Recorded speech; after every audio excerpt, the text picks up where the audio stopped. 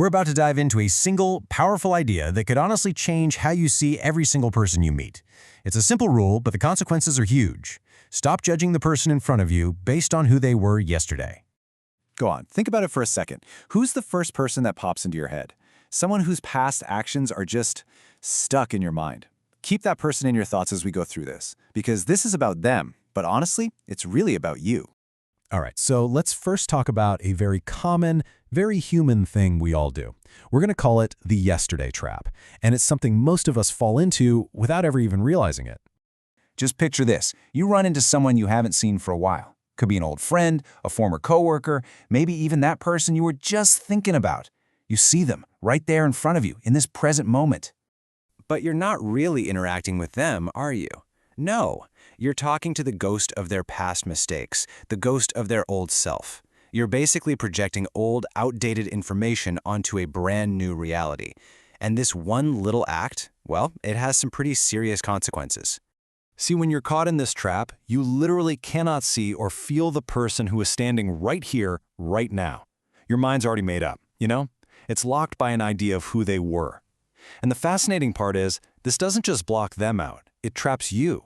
Your own energy gets stuck, it goes stagnant, because you're preventing a real, genuine connection from ever happening. So how in the world do we escape this trap? It all starts by embracing one fundamental truth about being human. People are not statues. They're not carved in stone. Think about it. We are constantly changing, always in flux. A person can have a single conversation, a moment of deep insight, a profound realization, and literally wake up the next morning a different person. Their past isn't some life sentence they have to carry around. It's just the process, the journey that brought them to this exact moment. And this brings us to the new rule. It's simple. When you meet someone, judge them based on the conversation you're having right now. How do they feel today? What are they bringing to the table today? You have to leave the baggage of yesterday where it belongs, in the past. Now, you might be thinking, okay, but why is this so important? This goes way deeper than just being nice or polite. It's about the fundamental way we as human beings operate, the way we're fueled. It's all about an exchange of energy. Okay, get this. Where does our vital energy actually come from? Well, we get some of it from nature, sure, about 30%. But the vast majority, a full 70%, comes from our interactions with other people. That means every single conversation, every meeting, is a chance to get the fuel we need to grow and to clear out our own stuck energy. And here's where it gets really interesting. This doesn't just apply to all the happy, positive interactions. Even negative, or what our source calls turbid, that heavy, cloudy, difficult energy, even that is a powerful source of fuel. The secret isn't to avoid it, it's to learn how to process it. So how do you actually do that? Well, first, you receive it without judgment. Just let it in. Second, you accept it with a sense of gratitude, and you look for the lesson hidden inside it. That heavy, turbid energy, when you learn to refine it, can be transformed into this incredibly powerful fuel for your own growth. You basically become an alchemist, turning lead into gold. Let's make this real with a powerful example. Now, this one's tough, I'll admit, but it illustrates the point perfectly. Let's talk about what we can call the scammer's hidden gift. So imagine someone scams you. They take your hard-earned money. Naturally, you're the victim, right? You're in a lot of pain. But what if we looked at it from a different angle? Who is really in more pain here? This is a pretty radical way to reframe it. The idea is, the scammer isn't just some villain who showed up to cause you harm. In this view, they're actually a teacher, a catalyst. They appeared in your life at the perfect moment to deliver a wake-up call, a lesson you desperately needed to learn to get you off a path that would have led to something even worse down the line. So now you're at a crossroads. You have two paths. On path one, you resent the scammer.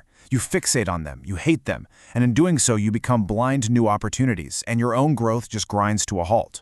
But on path two, you accept what happened with gratitude. You focus on the lesson, and with that new wisdom, you not only recover what you lost, but you end up gaining even more. The scammer's job is done, they have no reason to appear in your life again. And look, this whole story isn't really just about scammers.